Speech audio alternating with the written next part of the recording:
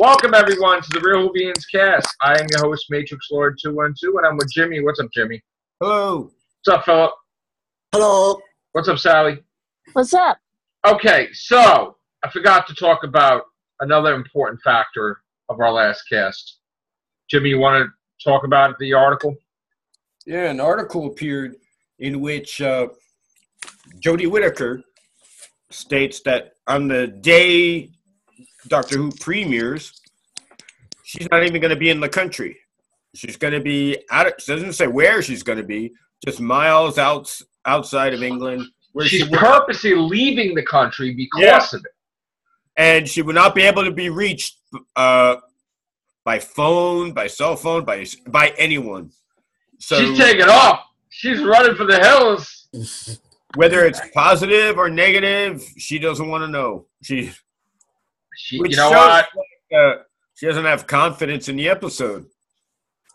I mean, so she's basically going to buy a house or rent a house or something for a couple of months with her kids and her husband completely away from her own country because of Doctor Who. Yeah, that is really interesting. And that's real, though. That's her words, though. That's not different. That's not fabricated. That's her flat-out interview. Yeah, because I read that interview the other day. And that last bit that Jimmy mentioned is stated as he says it. And I'm like, what the fuck? Why would you just drop out like that? I mean, just...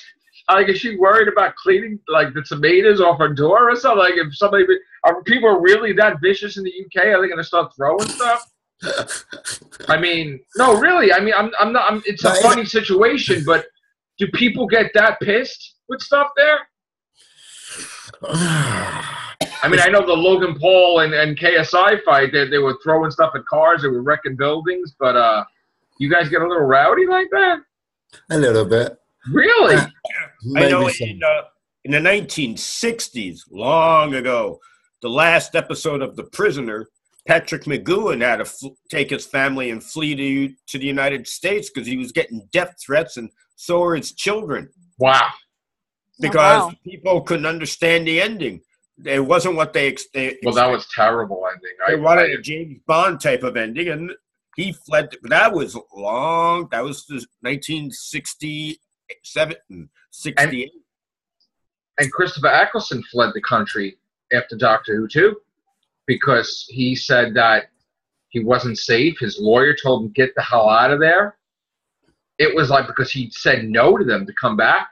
And then he had problems with Rusty Davis. He had problems with some of them on there. And he actually fled the country and took work and took some jobs he really don't want to, like Thor 2 and G.I. Joe. And, like, he just, that's sad, though. That's really sad. Had to flee his own country. Just Jodie, she's making the choice, but like, I mean, really?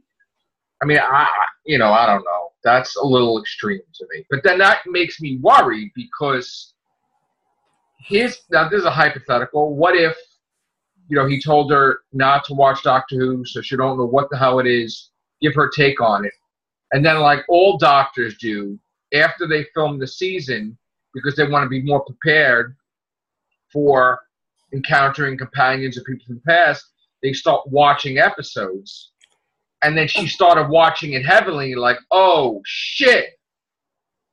What the fuck? And then, like I go from, like, end of time and bringing all this shit to, like what the hell is going to happen this season? It's like... Could it not just be a simple matter of her just having a break from... No. Because she's got to come back and do season 12 in November. No, that's not it. Well... There's no way. Not from that article. She flat out and said, "I'll screw this. If you don't like it, good luck. I'm not going to be there." Like, she's basically leaving because of that. There's no vacation. She's out. Like Scout. Wow. You're the first woman to play the Doctor. You'd want to revel in that. You want to tell people how great the show's going to be. And you want to be there for The Well, she was in America. She was loving it. She was walking down the ramp at the Comic-Con, people loving her and stuff. She was partying like a rock star. She kind of liked that over here. Maybe she's here, coming here. Maybe this is where she's fleeing to. I don't chilling know. in New York, chilling in everywhere, loving it. She might be in New York. Who knows? She could be attending. Oh no, that's on the 5th though. So that's too early. Because she didn't say that she was coming to America. She said she's leaving her country. So she could be anywhere. She says, I mean, Canada. She says, I'll be turning my phone off and hoping for the best.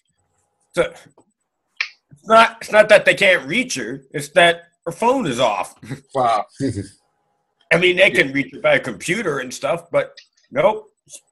She doesn't want to know. And she doesn't want to be in the country when it happens. I'm telling you, the moment she sees all these, if she gets to see every single episode of New Who, and then she reflects on what she filmed, she's going to be like, I'm telling you, you watch. It's going to be like watching Infinity War and then watching friggin' David Hasselhoff as Nick Fury on NBC. Give me some crazy shit after that. Oh, gosh. Yeah, it's going to be crazy. I'm telling you. This is why they want Rose Tyler as the companion in Series 12. That's another thing I'm a bit kind of like, why would you do that? If you're going to maintain Jodie's stance as a new Doctor, why bring in someone? Because it's textbook.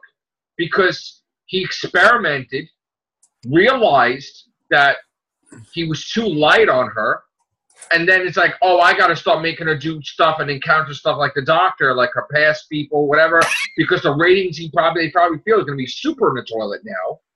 So he experimented, it probably failed, and he's probably going to be like, all right, now we got to start throwing Rose Tyler in there, Daleks, Cybermen, Centaurans, Draconians, Silurians, Headless Monks, Dorian Moldavar, Captain Jack, River Song, your mom, everything. Like, everybody's going to be in there.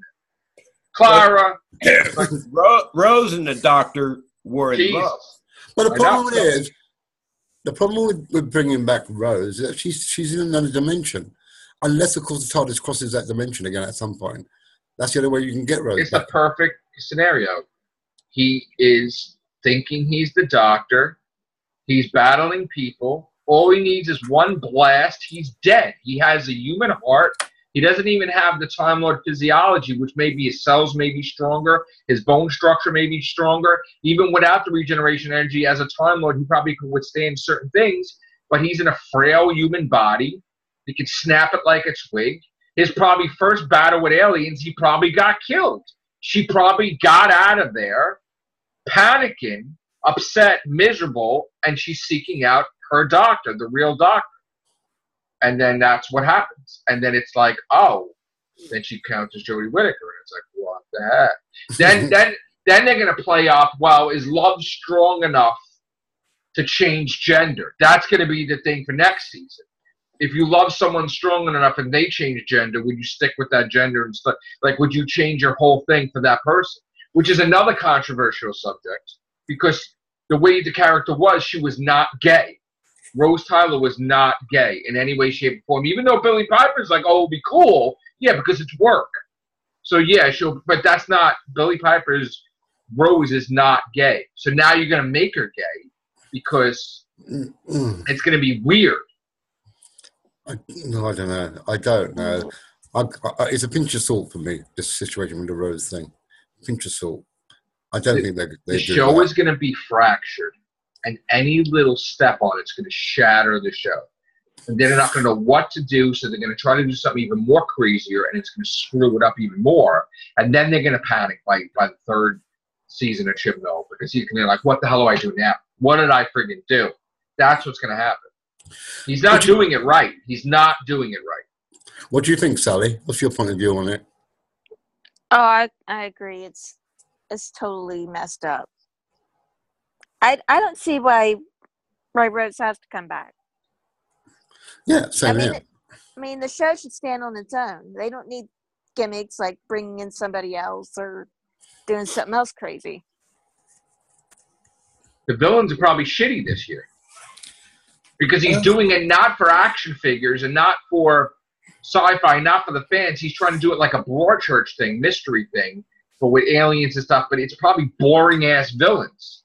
They probably don't look good at all. They probably look human. They're probably aliens looking human. It's like stupid. The thing about Rose, it's just a rumor. It's not a fact. Correct. Exactly. Not a But fact. It's just a rumor. correct. But if Rose Tyler doesn't come back, somebody's coming back. But I understand why they would choose Rose Tyler, because she was a love interest for the Doctor. So it'd bring the ratings up. The lesbians and bisexuals would be watching, hoping that she comes around and turns gay. And the heterosexual males will be watching because come on, kiss. Come on. Which episode are they going to kiss? But technically, the Doctor's not gay because the Doctor's still a man in a woman's body. So he liked women. It's the same. Like, it's not really that he's gay. She's a she now. Now, Star Trek: The Next Generation, early Star Trek: The Next Generation had an episode where Crusher was in love with a man who had a trill inside him. And the trill Yes, I remember that episode. And then it went to Riker. The man got killed. The trill was taken out and put inside a woman's body. Well, before that, it was put inside was Riker's body. Remember? It was in Riker's body, and then it went into the woman. Then it went to the woman, and then the woman wanted or something like that. The woman wanted to have a sexual relationship with Crusher. Yeah. Crusher refused, not because of the gay issue, but because if you're going to keep changing bodies, then it's unfair to me. Yeah. And so rejected it that way.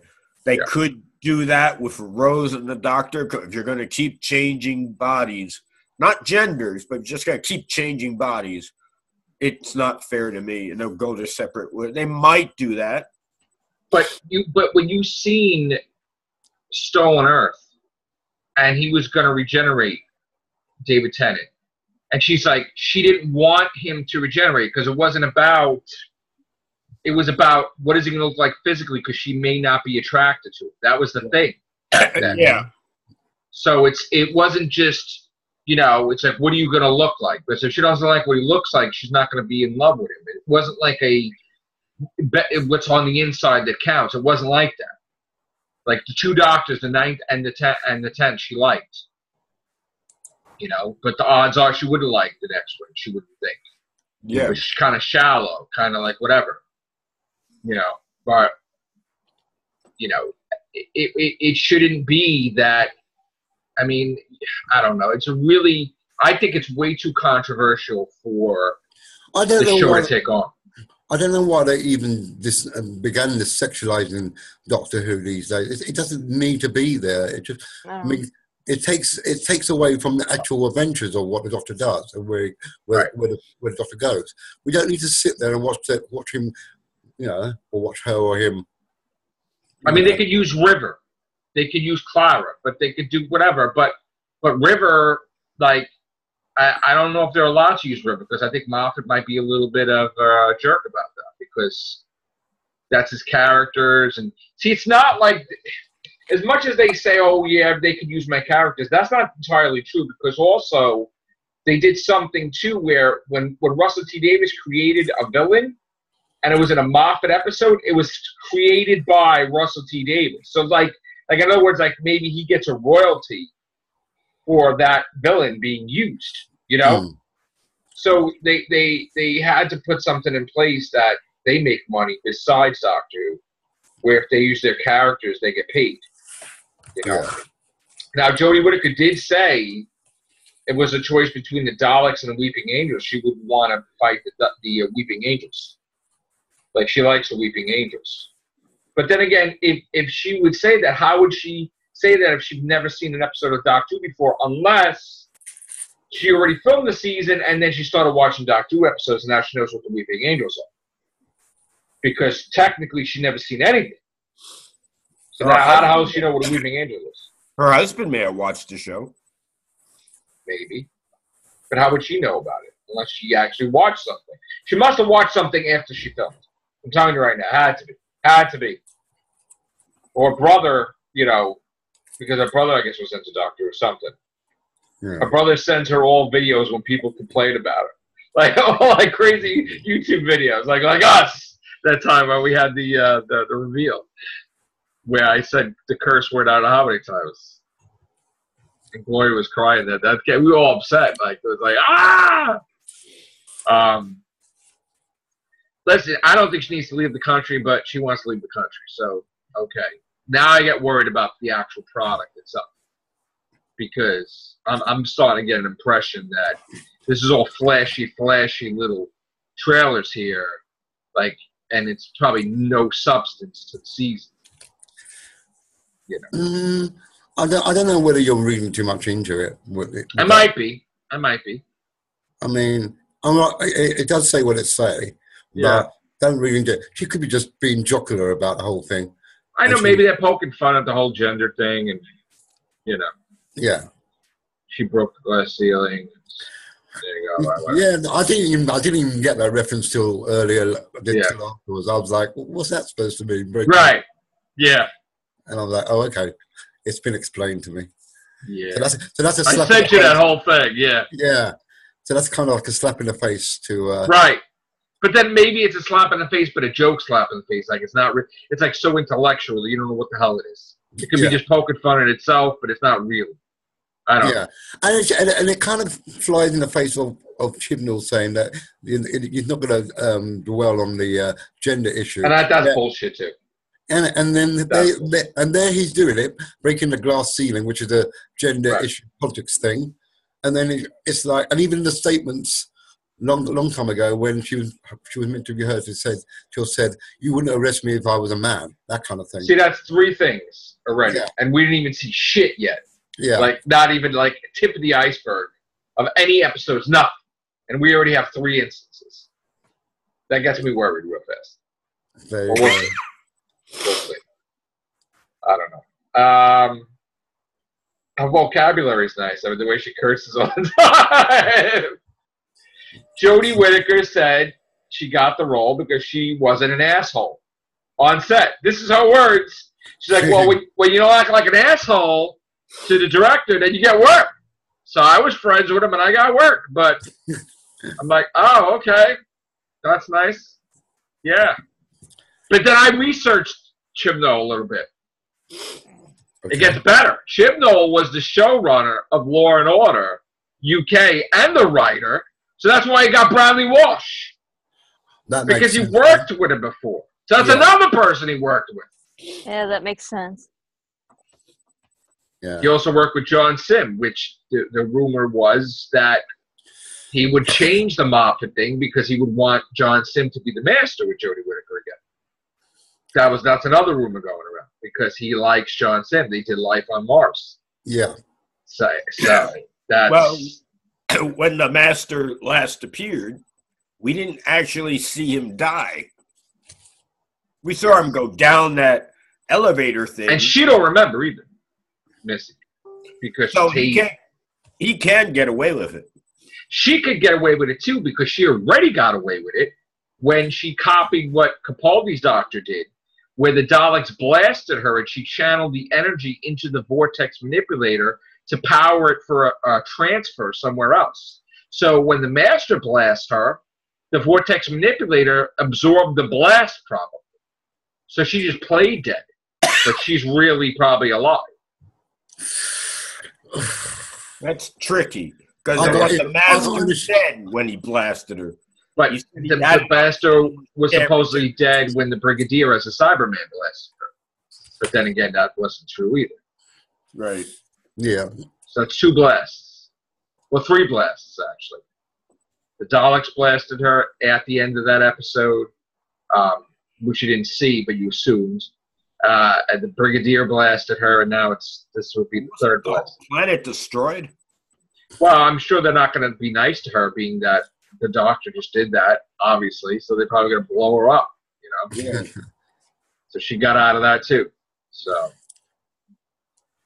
But please, I'm going to have to cross my fingers that these episodes are going to be spectacular. But I don't know. We see.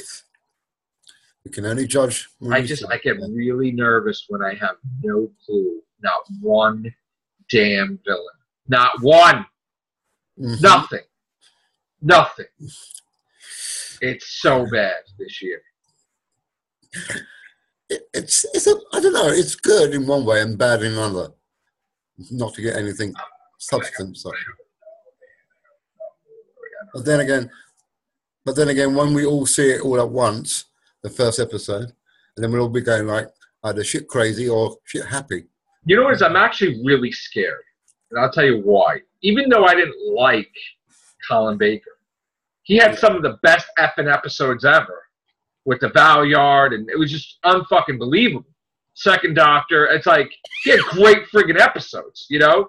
Even though I didn't like him, but I guess I never really had a Doctor where I really didn't like, or just seasons that I really like. I was kind of spoiled.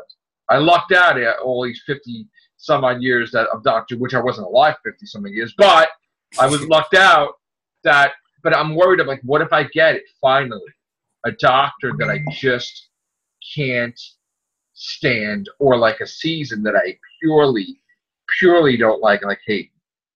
And that's what I'm worried about, because I don't want to, this show is everything to me, doing the Real Whovians. I love it. But if that suddenly changes when my favorite show is not my favorite show anymore, what's going to happen to this podcast? So I'm a little worried if it's that bad. I'm hoping it's not. I'm praying it's not. I got that way under Tenet. It got to where I didn't want to watch it anymore. Oh, wow.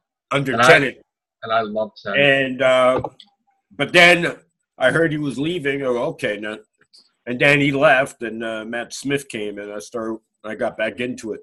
But under Tenet, I got to where I don't want to watch this anymore. I don't like it. And you like Matt Smith, right? You like Matt Smith, right? Who? Jimmy. Oh, yeah. And then what about Capaldi? Capaldi too, right? Yeah, I thought Capaldi was great. Yeah. I thought he was like Colin Baker. Great actor for the role, bad scripts. Yeah. I was not.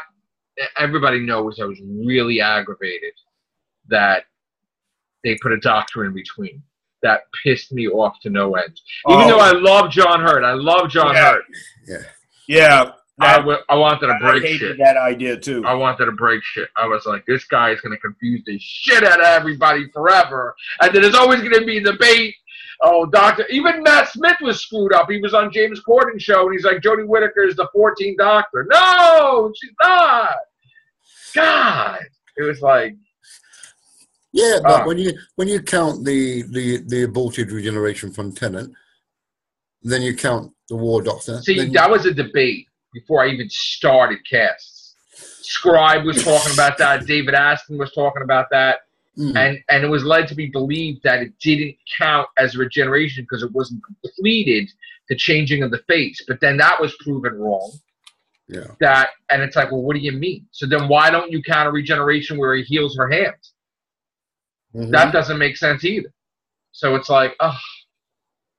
And then there's a paradox because for some reason, Moffat doesn't like it that Neil Gaiman had one of the greatest episodes recognized. So then when Neil Gaiman lost his script and he left it in a taxi cab or something for Nightmare and Silver, Moffat had to help him, and he changed tons of shit. And it's kind of, if you think about it, Neil Gaiman established 100% certainty that he had a regeneration left. Because Mr. Clever checked the brain and said, yeah, you could regenerate one more time. And then all of a sudden that was bullshit, which that doesn't make any sense either. So, it's just... Yeah, why would the 11th Doctor always call himself 11 when he knows he's the last incarnation of his run? And it's like, what? Like he says, I could regenerate and wipe you out. And he's like, yeah, you could. You're right. So, like, why would that be wrong? Why would it be act like he wouldn't lie because they would see it? Because Mr. Clever was inside him. So it's like, it's a long thing. Well, in the episode where Matt Smith regenerates into Capaldi, Matt Smith's doctor says that the Time Lords gave him a new set of regenerations. Yes. So Capaldi is actually Doctor One of the new set. Yeah, he is. Right. And he's also could regenerate indefinitely, probably. Maybe. I mean, they did that with the they offered the Master a new set in the one Five with doctors. The five doctors. the five doctors, the five doctors. Yeah. They offered him a new set of regenerations. Well, he went past the second set. It's like, the thing is that, and I said this, once a time law was established, the whole thing was, it was just a law, like Right. we passed in Congress, that it would have to stop at 12. Because that was all bullshit, because Rassilon used up all his regenerations where they hooked up his body to keep his consciousness alive in case there was some dire threat to Gallifrey, and they're talking to him, it looks like his ghost in the Five Doctors. But when the Time War hit, all the rules are out the window. Here's regenerations, Rassilon. Here's regenerations, this. They probably got in touch with Omega, everybody, because they had to beat the Daleks. There was no rules. It's like, let's all team up, screw it. So that was just, and the whole point of that was true was that they said that we keep fighting the Daleks and dying and regenerating endlessly, meaning that there is no end to them. They keep dying over and over and over and over and over. It never ends because there's no limits to the regeneration thing unless Rassilon blasts them with the glove. Mm-hmm. That's a different story, though. So that's the whole thing, is that they can regenerate indefinitely. Now, and then that's probably how it works. There's no, you know. What I never understood in the Five Doctors is how the Time Lords can offer the Master a new set of regenerations when the Master's body wasn't even Gallifreyan. Well, yeah, they could. It was Nissa's father. Right. Yeah, but you have to remember, once Nissa's father's body decays, he reverts back to his last incarnation, the decrepit version, right. the decrepit version, and that's where they can obviously. Oh, okay. I didn't know that. Every Okay. time, In other words, it just de-aged his decrepit body, but he merged it with whatever. That's I thought he went in and possessed the body. Well, another thing too, when he was blasted by the Daleks, technically, he probably regenerated into that worm creature. Right. Because the thing is, remember how he joked to Rose Tyler, I may regenerate into a dog with two heads? Yeah. Meaning he wouldn't necessarily, he could be looking like an alien. Yeah. So the Master probably regenerated into that thing that came out like that little worm thing. Right. And then he became that fully, because it's still within the hours of the regeneration cycle. So he connected with that guy. Yeah, which was a human. Which was actually the completed regeneration. So, you get all technical now with this stuff. But, yeah. So they should show, when they show the Masters, they should show the worm creature, right? After, like, that's a thing. That thing. That worm there. Yeah. And then how they got, the Time Lords got him out of the Eye of Harmony. That's, they plucked him out of there. They plucked him out of there. But see, that's the bullshit, too. They're so full of shit because they plucked Clara out. They said, you got to go back. No, they screw that. They didn't put the Master back. They're like, nah, we need you. They're full of shit. She can stay out. And they invented the whole thing with the Raven. That was their technology, so they could have rigged it where she didn't die at the Raven. Or they could have gave her regeneration energy, which she still has, technically. She had regeneration energy from the Dalek because she was inside the Dalek when he gave all the regeneration energy to all the Daleks. Why would she not get it? Because she's in the same room with all of them, but they all get it. That's true. Yeah, that's true. So she would have regeneration energy like Donna Noble would have regeneration. So she's technically. In fact, she should just wake up when after he left. And technically, a TARDIS could only be controlled by a Time Lord. Because it's the isomorphic, whatever the thing. Yeah, because of the isomorphic thing. So unless you turn it off and then you have the psychic thing. Yeah. which that was ridiculous too. That the TARDIS can go to hell if needed. I got to tell you, I love that episode because that was so friggin' original. Like Dark Water. I actually got frightened. I'm like, what? You can go to hell? Oh, I was like, what? He's like, I always wanted to go there. I was like, wow. But then they just fell apart the next day. Always. Never perfect. Oh. There he is. Did you shatter the glass ceiling, Scott? You shattered it, right? Fucking glass ceiling. No, if I was shooting for the glass ceiling, I would have aimed for her as well. What is up with him, Chibnall, with this shit? I don't know what did you think about that when you first saw that? It was shit. Right. It was 100% Pissed shit. you off? Yeah. It didn't piss me off. It's just that, come on, dude. I saw a better trailer with Predator than I did with that. Wow. Yeah. And you know what was even worse is that Radio Times said that that's your trailer. Like, that's it. It's over. There's your trailer. Get ready. They said they called it a trailer. Like, that's it. You imagine? You imagine that's it? That's what we're fucking waiting for? That shit? Oh my God. Dude. Oh my God. That thing sucked, bit, blew, chewed, and chomped. And that she's fleeing the country? I can see why. That's... I'd flee the country too. If I hope I bump into her. I'd probably get along with her great too. Yeah. She's probably awesome. She's probably awesome. She is. She's probably awesome. Yeah, you met her, right? I'm not disputing she's an awesome gal, but that trailer, awesome. Chibnall is not really treating his cash cow. She'd probably be so cool about it if she knew who we were. Yeah. Like, yeah, you kind of really hate me. Hey, Chris. Oh, hi. That was like, I heard somebody was bashing the shit out of Matt Lucas, right? And then the guy went to the convention that was at Matt Lucas, like, not that one. Like, right? Yeah, what was that about? Oh, shit, that's hysterical. That was the Who Addicts. I heard that. Oh, my God. That's funny. That's funny. Not that guy. I don't want that guy. Yeah. Scott's beating the shit out of his camera. Not be a woman, you son. Stay a man down here. Let me shut this off. All right, don't worry. We don't even need to see your face. It can be like a radio thing. It's fine. Okay, good. That's fine. Next on our show, we've got Matrix Lord 212's best of Jodie Whittaker's commercials. Yeah. We should do the quotes. Don't be an arsehole. Yeah. An arsehole. Don't be an arsehole. 4 minutes. Oh, yeah. 4 minutes. Shit. Yeah. I love the quotes. Don't be an arsehole. And then there was an interview she was saying F word like 20 times. Ooh. God, that'd be great to see those interviews.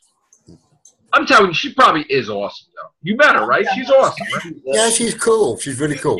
Yeah. Yeah. She needs to be thrown a sandwich, though. She's very thin. Very thin. Yeah, very thin. Phone a sandwich? What do you mean? Call in a sandwich, you mean? Yeah. Give her something to eat, basically. Oh, yeah. Oh, God. Big around as your finger. Do they make her where she don't eat because they want her thin? Or is that? I hope not, right? No, that's a little controversial, too. I don't know. No, I'm not having a go. But when I saw her, I was like, I didn't realize she was that thin. I was like, oh, wow. Okay. But she's lovely, all the same. Yeah. Wow. I mean, she didn't have to do she didn't have to do all those photographs that she did at the thing because she was ready to walk out the door and just bugger off. But then there's a little boy in there, and she's like, I can't leave you without her. Oh, no. But she said, if I've got to do it for him, I've got to do it for everyone. So she called everyone back into the room and said, look, I'm doing it for him, so I might have to do it for everyone else. Oh, wow. That's awesome. So that's why we were lucky to get a photo with her. She gets props. Yeah. It's not your fault, Jodie, that I don't know what. We're going to have to wait and see. Maybe we'll love the episodes. Yeah. Maybe we'll love it. Yeah. It's got to be better than Spoonheads and Tree People and right? Mm-hmm. And alien crabs. And the moon is an egg. Right. Exactly. Yeah. That was the worst one ever. I didn't. And we're all Adric. I mean, it's got to be better. Like, Mm-hmm. we are Adric. We're all Adric. Adric DNA. Create the universe. All right. So, gotta go back to E-Space. That's what they need to go with. E-Space. They're doing that in Big Finish, actually, Return to Space. Are they really? With, Ramona? Ramona, Lala Ward, Adric, Baker. Oh, wow. All right, we're getting it dropped out of here. I hate when we run out of time. So take care. Bye for now. Ciao.